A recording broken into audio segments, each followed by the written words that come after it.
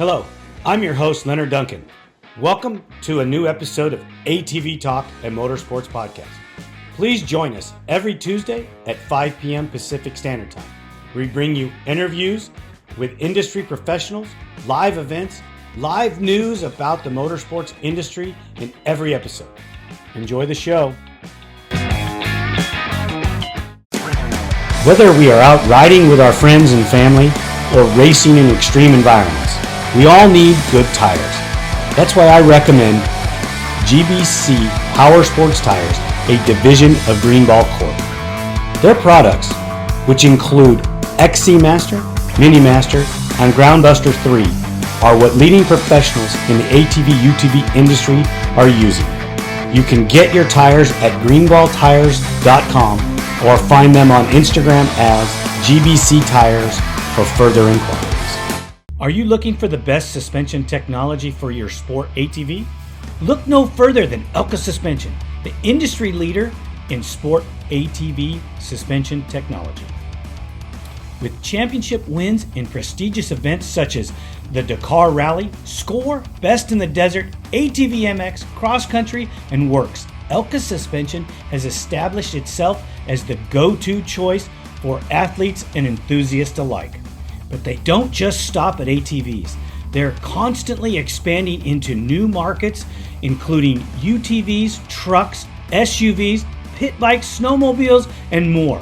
Their commitment to innovation and quality means they're always looking to improve and adapt so you can enjoy a smooth ride wherever you go. Want to learn more about what Elka Suspension can do for you? Visit their website at elkasuspension.com or give them a call at 450-655-4855. They will always be happy to answer your questions and help you find the perfect suspension solution for your needs. Hey, we need to thank Elka Suspension for bringing these shows to you. They do a great job providing the best suspension in the industry. So if you're looking for a great ride, look at Elka. They'll take good care of you. As far as tires go, GBC sells the best line of tires for your ATV or your UTV. I've told you many times on the show, I have them on my truck as well. So if you're looking for tires for something that you have that's rolling, GBC is the company that you should be calling. We need to thank the Blunt family for being ATV enthusiasts because they help ATV-TALK bring you more shows like this. Craig Christie from Christie Editorial, or Christie's, he is an ATV enthusiast. He is also the 2009 overall Score champion in ATVs. He also supports the show. Doesn't want any credit like that, but I don't feel that I should be telling you all about him because he's a beacon of light in our industry trying to help us grow. Antelope Slot Canyon Tours. If you're going on vacation this summer, hey, get out to the canyons. This place in Page, Arizona is amazing. If you're an amateur photographer or, do any photography at all, this is a place you want to go because it changes every season, sometimes, every month. So get out there and check those out. Antelope Slot Canyon. They offer tours as well. So check that out. Gentlemen, I don't know if you read the pre-race or the pre-report for today. Some crazy things in motocross have happened with Jett Lawrence going down last Tuesday with a wrist injury similar to Webb's, and he's out for the entirety of the year. That changes the whole motocross scene. Joe, I don't know if you watched yesterday. No, I was pretty occupied yesterday. Didn't miss anything. It was a Sexton show. Hunter tried to do better, but he's just not the guy. It's the Sexton show now. And I don't think there's anybody out there that's going to beat that guy. He's in great physical condition. He's a great rider. My opinion of him has slightly changed because I got to sit down and actually physically watch his talents and watch him ride. And he is a very talented young man. Yeah, he went last to first a couple of races ago. So he's pretty undeniably fast. Yeah. And his skills, when you watch him ride through the rough, he's so smooth. Just looks like poetry in motion. Just He has total control of that machine. Hunter is more of a knock the wall down guy. He's just pounding it out, not quite as smooth, not quite as calculated, but still a very talented man as well. Just I just don't think he's on Sexton's level. Plessinger got second, I believe, for the day, which that made the fans super happy. Makes me. He's a fan favorite. Um, in ATV in the ATV world, our two professionals in motocross are still perfect and are still doing their thing. Kinsey is cracking the record books open, and so is Joel. I believe Joel now has tied Chad Wienen in overall wins. Wow. Yeah, so that's a little scary that he's done it and still young and still has a long career to grow, I would say. I don't know what your guys' opinions are on that, but this is shattering the record books, and not just breaking them. So good we stuff. already, did we already have a perfect season in ATV motocross? This will be the first if he can pull it off. And imagine if they both pull it off. Oh, that would be even more exciting and more incredible. I know that Brandon Hogue was fastest qualifier. Yeah, he's really turned it up lately. Yeah. He finished second in both motos. And led. So I saw a little brief video with Joel in third. I think Ford was in the lead. Wolf led for a little while, got the whole shot, led. Joel made short work of him in the first moto, but Hogue in the second moto, I believe it was Hogue and Ford out front. Joel eventually passed them both and drove away, but still they're trying. I mean, you got to hand it to these guys. They know how fast this man is, and I think there's a little bit of fear in them of his speed, but they're trying. They're digging deep. I hate that phrase, but they are down deep inside and pulling it out and making it happen. Thanks for laughing at me, Jeff. Appreciate that. What do you guys think? Joe, go ahead.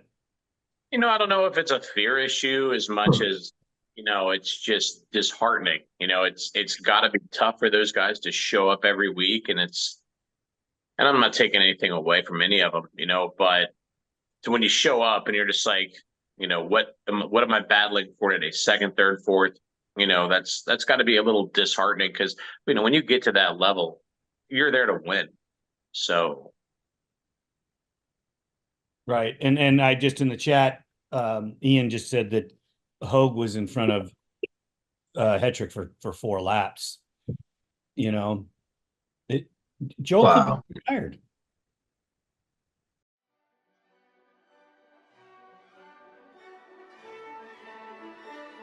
Are you ready for your next vacation adventure? Step into the heart of Arizona's natural splendor with a tour of Antelope Slot Canyon.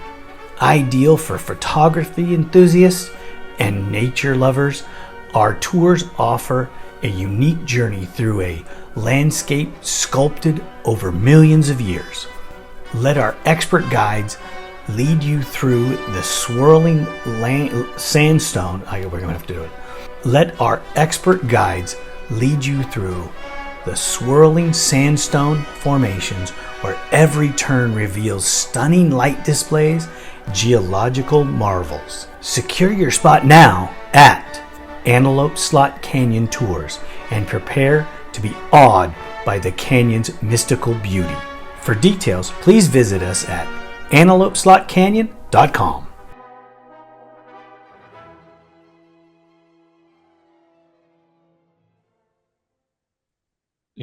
He could be. Jeff, I didn't get your opinion on this. I'm watching Brandon Hogue now. He's really turned up the heat, and we'll see what he can do. But yeah, I think you're exactly right. But it gives him a goal, I guess, to go after. But I don't know how anybody stops Joel Hetrick or catches him at this point or stays ahead of him. There's every champion that we thought was never going to be beat got beat. Every one of them. Yeah. By somebody. Someone, their Achilles heel was someone out there. Joel hasn't met his yet. It was Chad Wienen for a while. I haven't got to talk to Chad, but I got a feeling that in 2025, Chad Wienen is going to be back on the gate. Yeah. You know, it'd be interesting. I don't think that's a bad thing. But as far as accomplishments in a career, Chad's already had his career. He is helping the industry by developing Max Lindquist and maybe some other riders. And if you look at Mac's progress as he went back to the Wienen program with his, mentor in Chad, his finishes are better. He's been third, fourth a lot of the year. And I think that Chad has a lot to give back to the sport as far as teaching young men like Max to develop their skill set. And Jeremiah Johnson also helping him. Yeah. Two great guys. Joe, you just look so stoic sitting there, man. I think his screen froze up. Yeah, that's what I was thinking there for a second. Nope. Hey, you mentioned that you just had another video drop. Can you tell us about that real quick, Joe? Well, we just wrapped up a test on another machine from Kayo. We tested their little Jackal 200. Anybody who watches regularly has heard us discuss the S200. I'm sorry, the A300. Get it right. Tested the Jackal 200, hoping for the A300, which is a fuel-injected 300 four-stroke they have in Europe that rumor has it they're working to bring to the States, hopefully, probably. More on that as we hear, and we're allowed to talk about it. But meanwhile, they have a side-by-side. Nothing for the big kids, just for the 10 and up crowd. They have a unit called the S200. It's a good little unit, from our experience. I know Dirt Wheels has a review coming on it, next month. So looking forward to seeing that. And it's an interesting machine, compared to what's out there right now with the Razor 200. This is a much larger car, not engine wise, but chassis and suspension wise, it's quite a bit bigger. And it's like 10.5 inches wider, 9.5 inches longer, a couple inches shorter overall. The seat height is lower. So it's a very stable, planted, good handling little car. It's got rack and pinion steering. It has 3.5 inches more than the Razor front and rear, where that car has 7 and 7. This one's 10 and 10.5. And one thing that was, I would have to say, most surprising about the unit is that, typically the biggest dead giveaway, I think Jeff would agree, like, other than the fact that they're usually ugly, and this vehicle is not, when you jump on a Chinese machine, usually the very first thing you notice is like, oh, it's Chinese. The suspension sucks. It's harsh over small bumps. It bottoms over big bumps. That's typically Chinese suspension. But like, whoever developed this car, they developed it for off-roading. The suspension it's extremely active over small bumps. It eats up the micro terrain well, offers a good amount of bottoming resistance.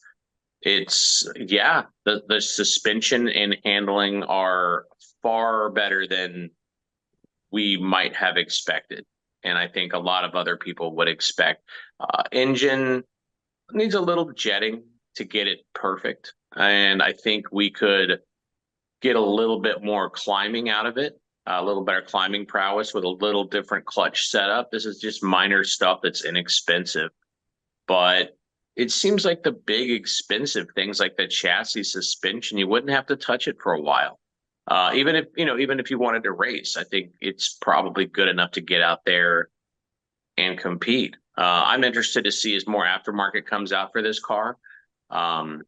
It's already being raced. Kayo has a race support rider that Luke Strickland, I believe his name is. Excuse me if I get it wrong. I only said it once in the video, but they're working on, they already have a clutch set up for it. Thing rockets out of the hole. They've got that thing to where it'll do some climbing, no problem. And they're working on cams, pistons, valves, springs, things like that. It has a few shortcomings, but like the overall package is pretty solid. Jeff, what do you? Jeff drove it at Glen Helen. Yeah. What do you think? It's surprisingly good. Like Joe said, the chassis is just solid. If you look at it, it's got some pretty thick piping on it. The welds are good. Suspension is great. Rack and pinion steering. For where we were riding, the power was solid. We were actually on the mini track at Glen Helen. I was out there with Daryl Eklund, who's a former managing editor over at Motocross Action. So we spent the day out there with Kayo. And I got my shoot done, shooting the kids out there riding, and I said, okay, let me take this thing for a couple of laps. And so the kids reluctantly gave it up. I popped in the seat. And about, I don't know, 20 laps later, I could see the look in their face. I was having a lot of fun. It's kind of like a just deluxe. This is probably it's better than this. But it's like a deluxe go-kart. You sit low, you sit in it. It's very sporty. And I was hitting the little tabletops on this track as hard as I could. And it wasn't bottoming out or kicking anything really hard. We did have a fuel customs intake on that particular model. So the engine, it was very linear. We didn't have any big uphills or anything like that, but it came into the corners, just track straight. I had more fun than I should have probably in this machine, and I probably should have given it up a little sooner to the other kids that we were riding with. But yeah, it's a neat machine, and there are a ton of opportunities for the aftermarket to get in both the motor, suspension, and everything else for this machine. There's a lot you can do with it. We don't get to talk about this much. Before I go finish my intro conversations that I had lined up for today. You guys do way more testing with more machines lately than I did in my time. How often do you get to really go have a good time when you're testing certain vehicles or any vehicles? I mean, Jeff, you had a great time driving this car. It's a lot of fun, but realistically, how often is it a lot of fun? It used to be back in the day, we would get all our photos and testing done, and then we'd have an hour maybe left when we would go somewhere with a manufacturer to test, where we would just, hit it hard with these vehicles and have a lot of fun. Some of the manufacturers are going for more lifestyle content. One in particular is Yamaha. We do a lot of RMAX stuff with them and Wolverine stuff with them, where they take us to some really cool locations. One of the ones, we've been spending a lot of time in Colorado. One of the places there, it's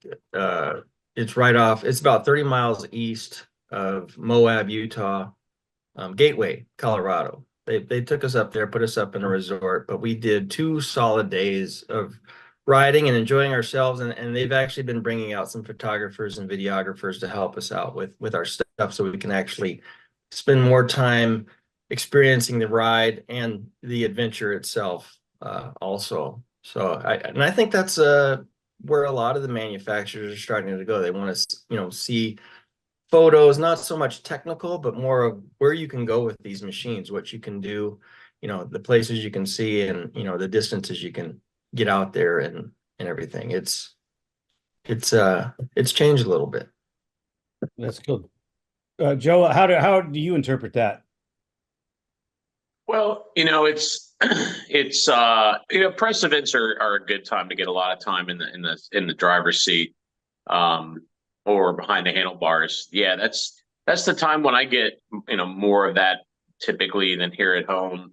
I throw a leg over everything we get, but it's hard to go out and rack up tons and tons of miles. Typically, I film because I know a lot of guys that can ride and ride well or drive well, and I kind of let them do their thing. And it's a little more difficult to find somebody who understands camera settings and how to hold it and how to get the most out of it. So, I ride as much as I can. I take a test of everything we get, but I usually leave putting most of the miles onto the test riders because they're better at that. I'm better at filming, and that way we get a better video and people can see how these things can perform. But it's kind of becoming more difficult to do it to go out and get seat time because certain manufacturers are not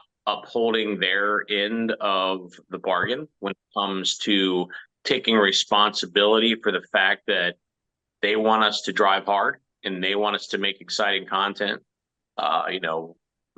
Polaris issue we discussed a few weeks ago. We've had an internal discussion with them, and we're waiting to hear their thoughts. But they like to hand us bills if anything gets tweaked at all.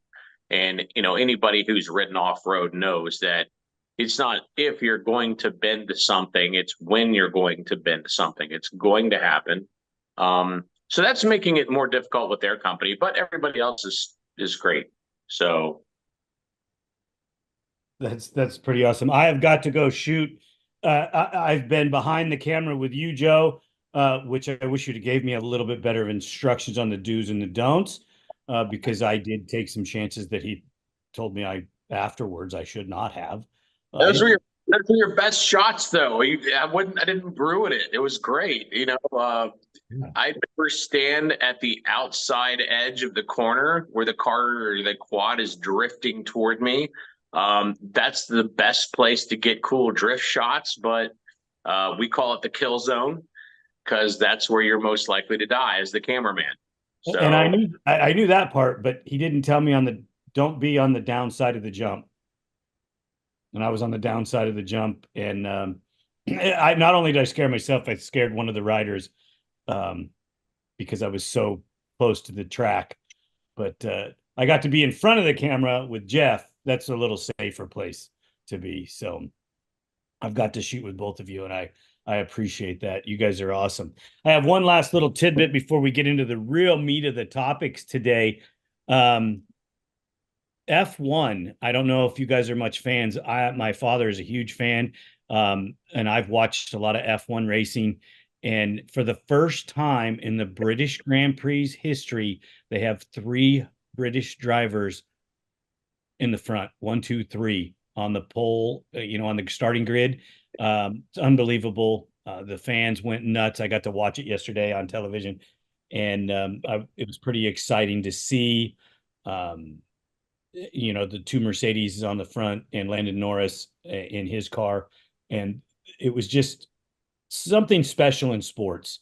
I know that we're ATV enthusiasts, but how often do you get to see history being made like that on television in a sport that's as old as F1? And it's the first time they've ever done it. So it meant something to me. I don't know about you guys, but it was pretty exciting. I went to the movies yesterday, so I didn't get to see it. Hey, thanks for that text telling me you got home okay. Oh, hey, let me send it right now. That's not everybody Sorry knows about that. On 4th of July, Jeff and I spent the day together putting together a YFC 450R. That will be a discussion that we talk about in the future. But I want to relate this to you, Joe. I'm going to start with you, and then Jeff, we're going to roll in. I have 2 topics that I want to talk about. Joe, you started this discussion with me 2 years ago about the top 5 best sport quads of all time. And that conversation has roared and fizzled and roared and fizzled. I want to ignite it a little bit because Jeff and I had a little bit of a conversation about the top 3 sport quads. The other topic that I want to talk about that we'll get into as well is the top 5 greatest ATV racers of all time. I want to start these discussions today, if we could. We'll start with the top five sport quads, and we'll roll into the riders at the end, and then next week we can finish with the riders and some of the ATV talk. Joe, I'm going to start with you because you are very passionate about your picks, and this is kind of a topic that you started, and I want to make sure that you get yours in first. How's that? Let's kind of add a little bit of context to it. Are we talking about my list was basically the top 5 used sport ATV buys. Yes, to be accurate, that's how the conversation started with you. Let's offshoot it just a little bit and go with the top 5 greatest sport quads of all time. Okay. I would have to say not necessarily in this order, but I'll start at the top of the heap. What would be the number 1 spot and try to work backwards a little bit. And it's hard to say which one, but I would say because of their impacts on the sport, TRX 250R, YFZ 450 / YFZ 450R number 2, because those are the 2 machines that, due to just the market being what it is and manufacturers getting all in and then becoming uninvolved, those are the 2 machines, 3 if you count YFZ and YFZ 450R separately. I'm really not for this one, but I would say that those are the 2. And Yamaha's got it's the 20th anniversary of the carbureted YFZ 450, which to the development of the YFZ 450R. So for the amount of time that those machines have carried the sport and the amount of championships that they racked up, I mean, that's number 1 and number 2 easily. Number 3, I'm just pulling this, I'm just pulling this out of thin air. I'd probably have to put the Banshee at number 3, just because it's so sought after. It's so iconic. The 2-stroke being a twin. Look at what they're selling for now. Arguably the best dune machine ever built. Not a great tight turning machine, but it doesn't have to be in the dunes. It's got to, swoop around bowls. So, I'd say that's a great one. I'd probably that's number 3. Number 4, I'd probably pitch it to the 400EX. I don't know that this would be my final list if I had days to think about it, but I'd probably say in the 3rd place or 4th place, like 400EX. It reignited the sport back in 1998 as a 99 model. It was the top sport quad as far as building a race bike for motocross or cross country that you could buy new for like a year or 2 until Suzuki came out with the Z400, which was, incrementally better out of the box, a little faster, maybe a little better suspension, and then the more mods you do to the Suzuki, the better it would get. But the 400EX was a bike we waited for 10 years. There was so much anticipation for it. There was so much hype about it. And even though its time as the top sport machine that you could buy for competition only lasted about 2 years, it was still a great trail machine, especially if you didn't really go hog wild with that motor. If you left it relatively stock, it still had that good Honda, reliability. Just don't take out your own head studs and put them back in if you don't have a torque wrench, and don't follow instructions because you'll ruin it. But it handles good. It's got easy to use power. It has excellent brakes. It has good ergonomics. It could be one of the best wreck bikes on the market again if Honda just brought it back with fuel injection and a couple little minor things. So that's number 4. For number 5, I'm gonna either, and I'll give 2 and let the people argue it out. I would say either the Blaster or the Raptor 250. Raptor 250 had a much shorter run. Raptor 250 was a better handling ATV, handled a little bit better, just geometry and stuff. But I'm more of a Blaster guy. I like 2 strokes. I like 4 strokes, but it's a 2-stroke. You can still buy them for quite a bit less money than a Raptor 250 because the kids are cannibalizing them. But that ATV, throughout its run, it was the bike that made me fall in love with ATVs, because as a 17, 16-year-old kid, when I first saw the Blaster, actually 14, back in 1990, the price of that machine, I looked at it and it's like, oh, I could afford to go buy that. It was relatable. I actually thought I could earn enough money to purchase one new. And it was sporty, and it was like a perfect little beginner bike for a teenager who wanted to get out and do some sport riding. There's still there's a ton of them out there. You can still pick them up relatively inexpensively.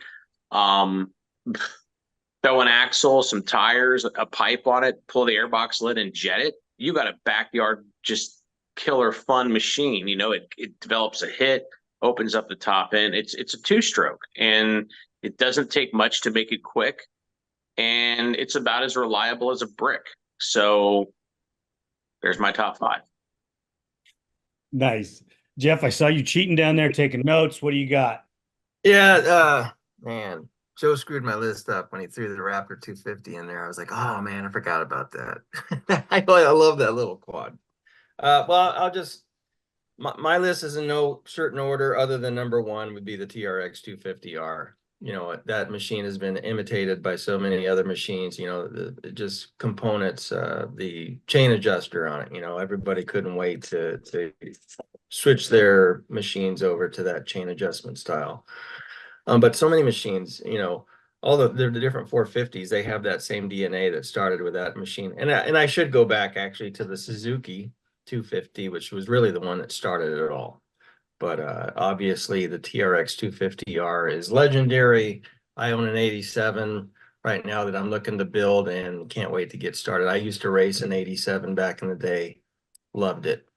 My next 4 are not in any certain order. Obviously, the TRX 450R has been successful in so many forms of racing, including cross country, motocross, desert, especially score Baja 1000. That's what everybody is racing down in Baja.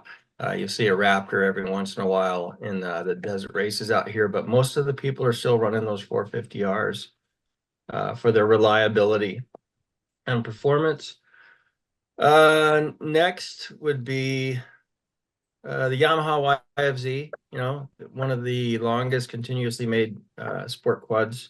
I started out with an 04 YFZ 450, and the YFZ 450R took it to a whole new level with 50-inch width, great performance.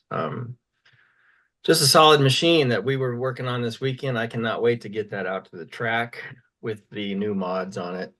The Raptor 700R, not the 660. I thought the 660 was a little tippy at the time, but the 700R is probably my favorite ride for duners, especially if you're talking about a stock machine. You can ride those things. They are. I mean, I don't want to take a term that, that the two-wheelers refer to as riding couches, but the 700R is a couch, and it has a ton of torque and power. It actually has about, stock for stock, I think about 10 more horses than the YFZ 450R. And it's not a whole lot heavier. I think it's within 15, 20 pounds of the YFZ 450R. You guys can correct me on that if I'm wrong. What's that? 30 pounds. 30 pounds? Okay. And then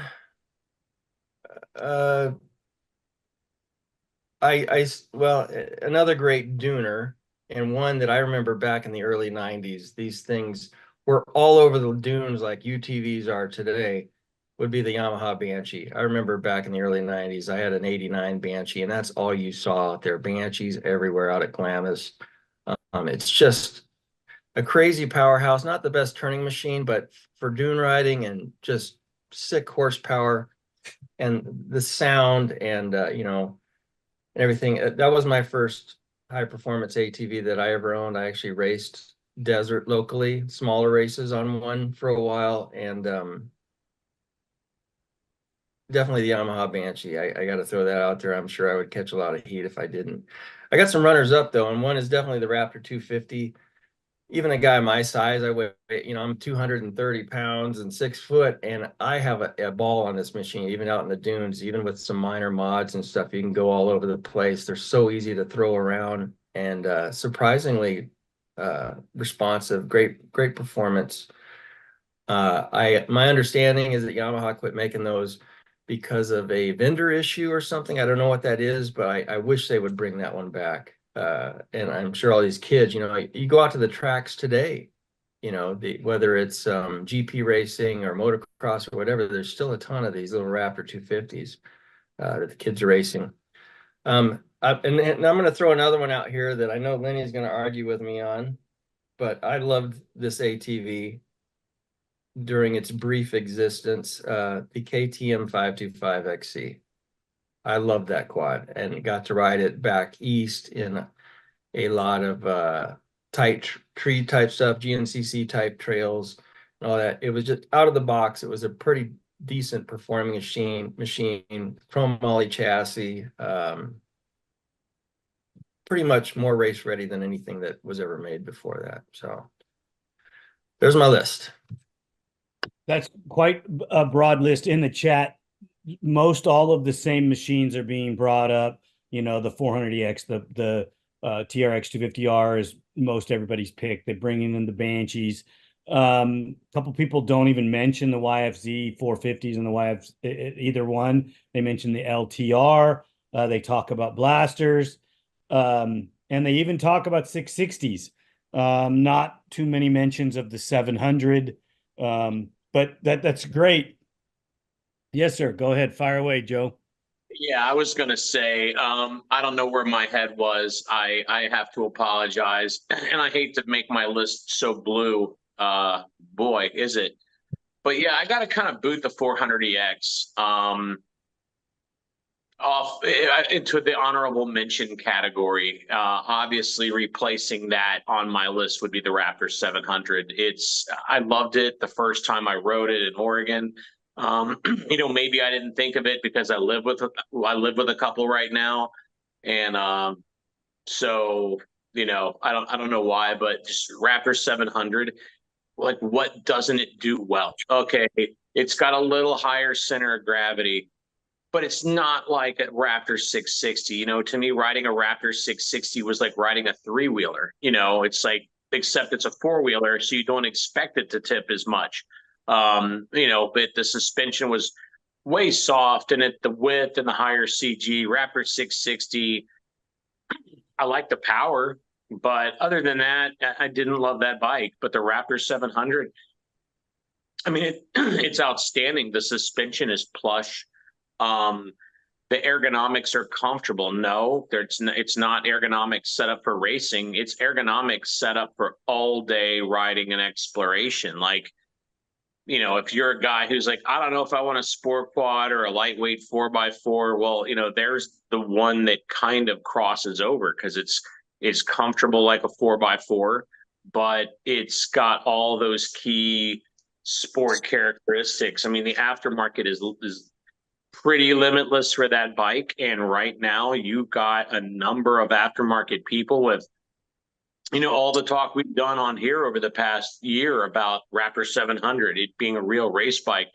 You've got a number of aftermarket companies that after all this time are starting to reevaluate that machine for aftermarket development. What can we do to get that center of gravity down just a little bit and make that thing more of a competition machine? But it's fast. It's a big engine, so it's reliable. It's kind of hard to fault it, in my opinion. It's almost perfect. It's not quite, but it's almost perfect. Yeah, motor handling, suspension, and very upgradable. You can turn it into pretty much whatever you want. Yeah, just as an all-around rider, love that bike. Love it. So I've built a number of machines in my life, and looking at them with their fenders off or in full dress when they're sitting on the stand with no wheels and tires on them, with the suspension bolted on and some of the other accessories, I would have to say the sexiest out of all of them is the Raptor 700. I know there are people out there that will argue that, that it's the 450 or the 250R or whatever, but that Raptor is a beautiful machine sitting there on a stand in build mode with, you've just put the suspension on it and then a wider axle, and it just looks really, really sexy and ready to do battle. It is in my top 5, but also I'm partial to the 660 because, as you both know, I raced a 660 for a number of years, had some great success with it. It holds a special place in my heart. I know that it has defects. I know that it has issues, but worked on properly, it was a great machine in its day. The 250R obviously is on there. The Banshee's on there, but I'm going to throw one in there that nobody's talked about, and that's the LT500. That machine is a lot of fun. It has great torque power for your individuals as it's developed. If you work on it correctly, it starts easier. No, it doesn't start easy, but it does start easier as you develop it. Those are the machines that I'm going to gravitate to if we're going to work on them. I didn't mention the YFZ 450R and the TRX 450R because everybody knows how good those machines are, and they're not honorable mentions. I just only have 5 spots. You give me 7 and then they're in there, and there's no particular order. On one day, the YFCR is at the top of my list. At the other next day, it's a Banshee, and the next day it's because I love them all. How is that even fair? You cap the list at 5 and then you come off with 7. No, I'm pick. 5. I'm still on 5. I'm just saying I can't go to 7 because of that.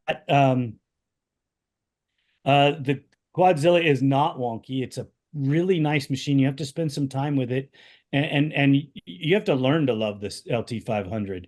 It's not a machine that you can just instantly work on. It was proven in the industry that not everybody could make them work. Not everybody could make them live. So that's something that you have to look at as well. Sport quads in general, I like them all.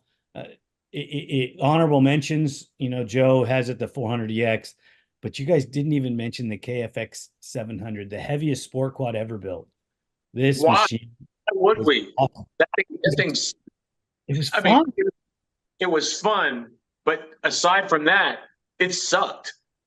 It's just like a moped, dude. You never want your friends to see you riding it because you got a big smile on your face. You're having a blast riding it. You can do anything you want. It's just not a sexy bike, and I really enjoy it. No CVTs on my sport quad list. No. That's right. CVT immediate disqualifier from being a real sport quad. It's got to have a. Gotta have a gearbox.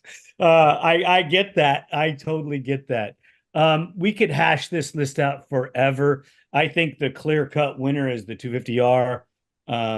As far as because everybody that I listened to on the list and everybody I read about added the 250R to their list, so it was in the 1 or 2 spot. Maybe not exactly that order.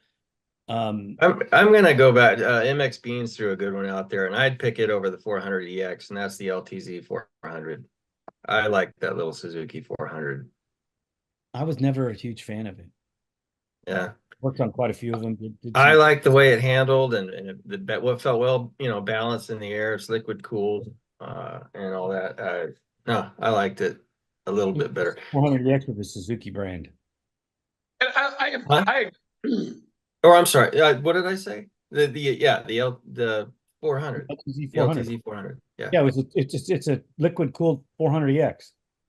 I have to agree with Jeff. Like it is, I mean, it definitely is a better bike than the 400EX, minus with the exception of the chain adjustment system and the swing arm. I mean, it is a better bike. It was a little quicker. I didn't hate it as a carbureted bike at all. And when they went to fuel injected, it was, to me, it was almost like they took 2 steps forward and 1 step backwards. It ran a little better, I'd say, maybe marginally once it went fuel injected. I like the added width, which gave it a little bit more stability. Well, okay, 3 steps forward and 1 step back. The LTR 450 inspired styling.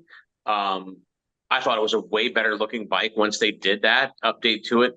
My only complaint with that update when they went fuel injected was they made the suspension too stiff, I think, for the intended rider. The Gen 1 Suzuki's, once they put the reservoir shocks on the front, when we used to test that bike, I always kind of joked with, people that I knew. I may have even said it back in our KFX 400 test. I don't remember, but I've said a lot, and that's that the Z400 has the best suspension for the trail in the 450 class, because I felt like the Yamaha, the carbureted YFZ 450, we got to go back to then to when that bike was new.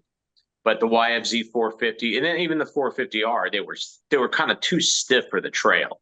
400EX, not adjustable enough, maybe a little too soft overall. KFX 450. Yeah, I mean, I'm just looking at everything that was out there, with the exception of maybe the Can-Am DS 450, which they had that bike set up plush. I mean, that thing ate up twigs, so you didn't feel squat. But other than that, the Z didn't run long enough. What's that? Because it didn't run long enough. Right, because it didn't run long enough. That is facts. But the Z400 shocks, like, Suzuki nailed that bike, because to me, it's like the Honda TRX 450R out of the box was a very confused bike. It didn't really, to me, it didn't make much sense. You had kind of trail suspension with a motocross gearbox and a corked up motocross engine and a narrow chassis. So to me, it was like you had to do something to that bike to take it in whatever direction you wanted to take it to. Like, if you wanted it to be a better trail bike, had to make some changes. You wanted to make it a race bike, you had to make a lot of changes. Z400 out of the box, for trail riding, it was a dream. It just did everything well. It pulled hard off the bottom, which is where trail riders want it. Had good mid-range, great suspension, good handling. I mean, yeah, overall, it's a better bike than the 400. I think maybe it's just the 400EX kind of pops into my head over the Z400, just because there was so much anticipation and hype and excitement because it was the first to come back to the market, 10 years after the TRX 250R left. So yeah, as far as performance goes, the Z is a better bike. There's no doubt about it. I don't think in quality versus maybe you're categorizing in riding. And I can't totally argue with you on that, but as far as sheer quality, the 400EX kills that Z400.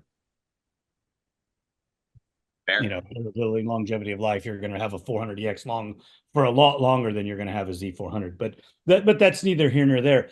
Guys, I want to really get into this discussion, and I don't think we're ever going to come to a real concrete top 5 in the sport quad world. Like Mr. Bean said in the chat, hey, we love sport quads, all of them. Even the ones that you don't want your friends to catch you riding, we love them all. And if I got my druthers, I'm gonna go ride any one of those sport quads that I said that I don't like. I'd still go ride them just because they're a sport quad and they're a lot of fun. And yes, I'd go ride a KFX 700 any day of the week. No problem. Anywhere. No problem. It's a great machine. Even a 660 Raptor. You guys capping on my machines that I got to race and enjoy. My feelings are a little bit hurt, but I'll get over it. I came across some old photos of the Raptor 660 that you raced in the desert. I think I did a photo shoot with you back then or something. But yeah, I'll have to pull some of those old photos up and run them on the Dirt Wheels page here soon. This is a flashback. The Raptor, sorry. Go ahead. Go ahead. I was just going to say the Raptor 660 just irritates me a little extra because these guys who still have them, they try to sell them and they're like selling them at a proud price. It's like, look, bro, you go 1 year newer and get a Raptor 700. It's a way better bike. Stop trying to price that tippy, dual carbureted, problematic, whatever. I mean, yeah, I liked it. It was fun. I rode one. It was cool, but stop. 660 owners, you're way too proud. You are way too proud. That should be $1,000, $1,500 less than the next year newer Raptor 700. And so yeah, quit pretending like you got something better than you got. Well, the frame was butter. Every time we raced it, we had to strip it to the bare frame, get the paint off of it, weld it, fix cracks. We probably had more than 60 man hours in fabrication and working on that machine to keep the frame from breaking in half underneath us. Granted, my nephew and I were both heavy. I was 240 at the time, and he was probably 270. So we were both big boys riding that machine, and had a lot of success with it. It was fun. Got second in Vegas to Reno on it. Eichner and Spaeth beat us by 26 seconds. A couple of the races we finished on the podium, ended up, I think, number 3 that year in Best in the Desert. So back when Best in the Desert had, 10, 11 teams that could win it on any given day. So it was a lot of fun. But let's get to my other topic here, guys. I want to shift gears on this one. This one's going to create some havoc. Probably get some red faces, maybe some angry conversations going in the chat. We talk about great ATV racers all the time, and a lot of people focus on one specific talent range, whether it be motocross, cross country, or off-road desert. The off-road desert guys never, or the endurance riders never get categorized in the top 5, or even in the top 10. But if you have to think about history of the ATV racers, go back and think of the top 5 guys, or the top 10 guys that you could think of in the industry based on their accomplishments and how they rate down. Jeff's already taken notes. I see this. Joe's ears are smoking, so he's thinking, because he's been around for a long time. I don't know how you guys are doing in the chat with what I'm talking about, but when we talk about the greatest, don't just pick a motocross guy. Don't just pick a guy that's won 9 XC titles in a row. Yeah, that's a great accomplishment, but that doesn't mean he's the greatest ATV racer of all time. So as you think about this, I have a biasy, and I'm going to, blatantly, put myself on the target list to be, shoot your arrows at me, because I am biased to the guy that I would pick as the all-time. But I think I'll help you with that, actually. I think I will too. Yeah, you guys can throw the arrows at me and tell me I'm full of shit, and that's okay. But it's not that I don't respect these other guys.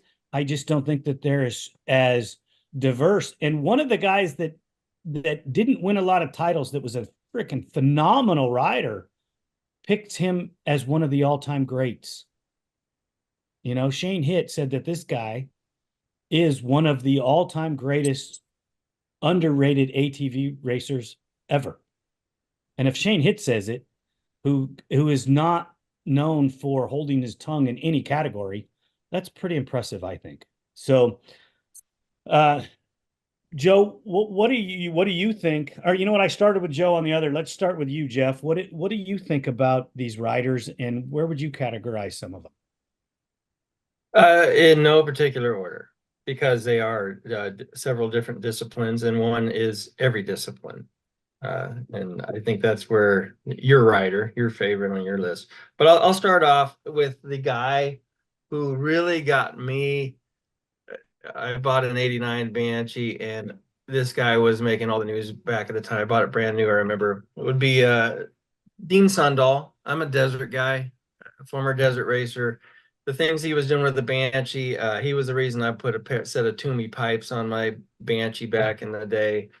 I just couldn't get enough of that guy. I started racing desert, got to meet him a couple of times, and it's just legendary stuff there. Doug Eichner, for sure, for all the reasons that we've talked about in the past. He's done everything, whether it was racing in Baja, desert, motocross, cross country, GP, just won everywhere. And these are just some personal favorites too. One that's still racing right now, Bo Barron, who has won more championships with Works than any other rider. I don't know if anybody's ever going to beat him. Maybe Braxton Gross, if he continues to race Works. He's doing GNCC and Works. There's an up and comer that we could do a whole topic on, is Braxton with his program.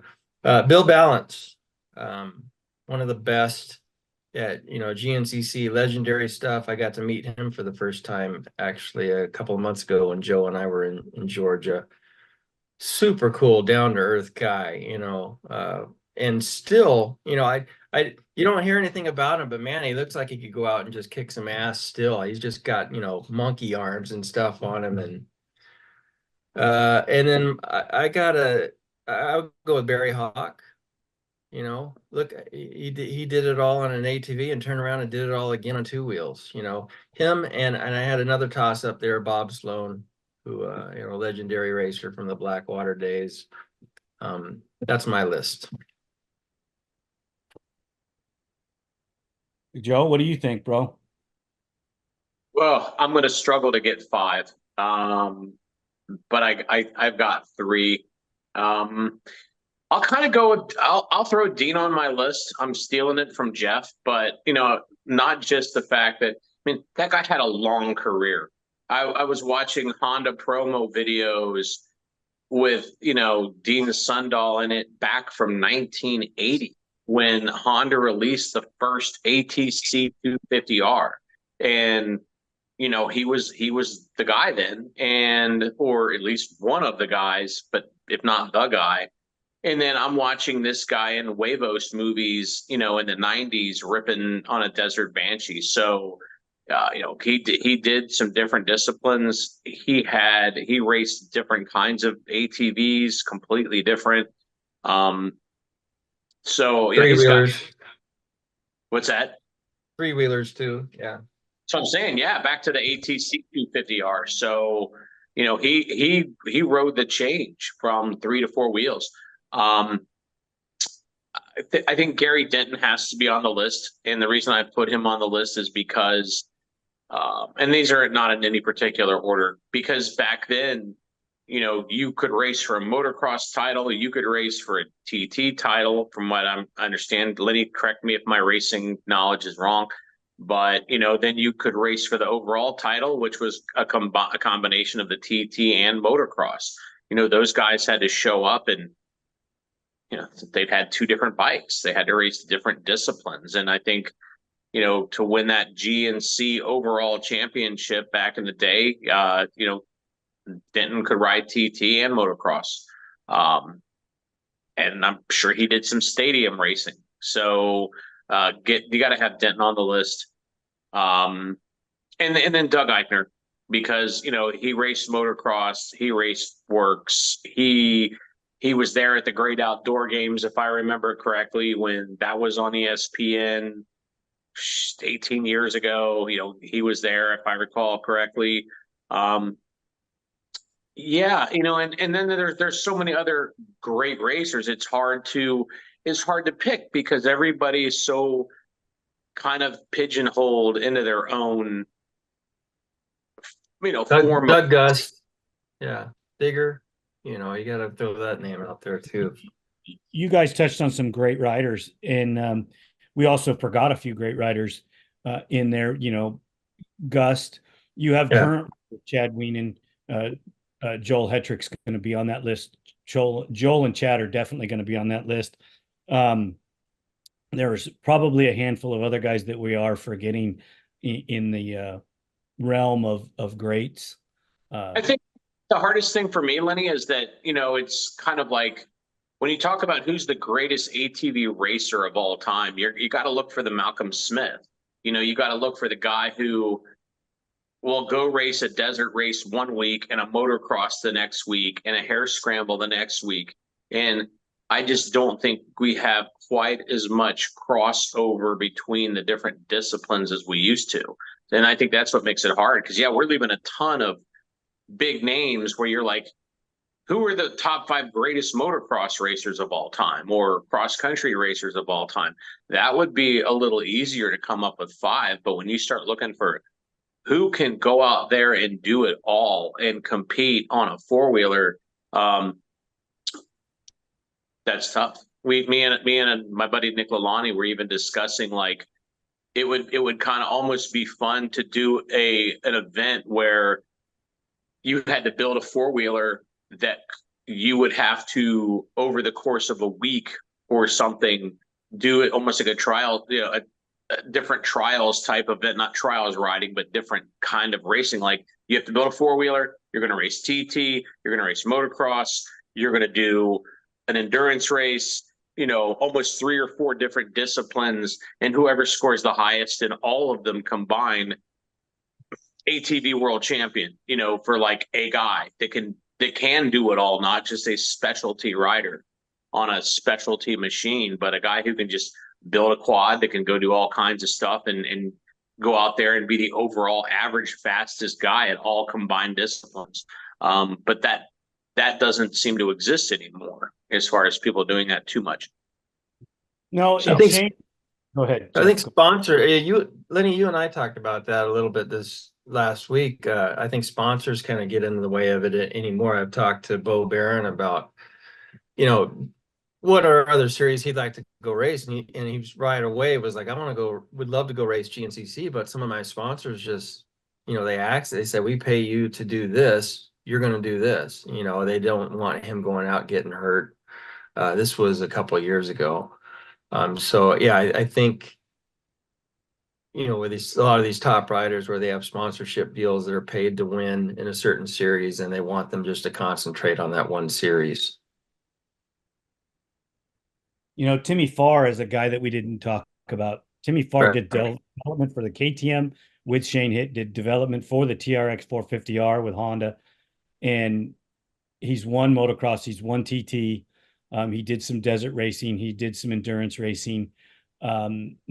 Not as famed in a lot of ways outside of his circle of people that talk about him in the industry, but in the world stage, he's one of the guys you have to put in that group with Sundahl and Eichner that could do everything. I think Shane didn't win as many titles, but Shane was a very talented rider as well. They're again not winning as many titles, but could do many different things and ride in different terrains. So you have to look at some of that stuff. You go back to the early guys that got X'd out of the industry earlier due to age or finances. You have guys like Don Turk, Joel Bontou, who is still working in France with Yamaha, promoting a bunch of their different stuff. I seen him on a Banshee on the asphalt, and he's got to be in his 50s, and he can still rip. So there's a lot of different people that I don't think we could ever justifiably lock it down. Right. I agree. Gentlemen, as always, thank you so much. Joe, you were a little subdued and quiet today. I think that you're still in shock that Jett Lawrence is hurt and not racing outdoor motocross. And trying to cope. Yeah, I can see that you're suffering. Our topics were really good today, guys. You guys are awesome and always great to talk to. Joe, you still need to get me that 250R so that I can get you out here on the West Coast and we can put a machine together as well, like I did with Jeff. Ooh, yeah, and I'll film it. So All right, I'm not going to make fun of dirt wheels today since I'm actually on the show. your videos are way better than mine. I gotta admit. Hey, everybody, here's the thing. Subscribe. Become a Dirt Wheels subscriber. Subscribe to ATV On Demand, UTV On Demand. Please subscribe to ATV Talk. Help us grow in the algorithms so that we can bring you more shows like this.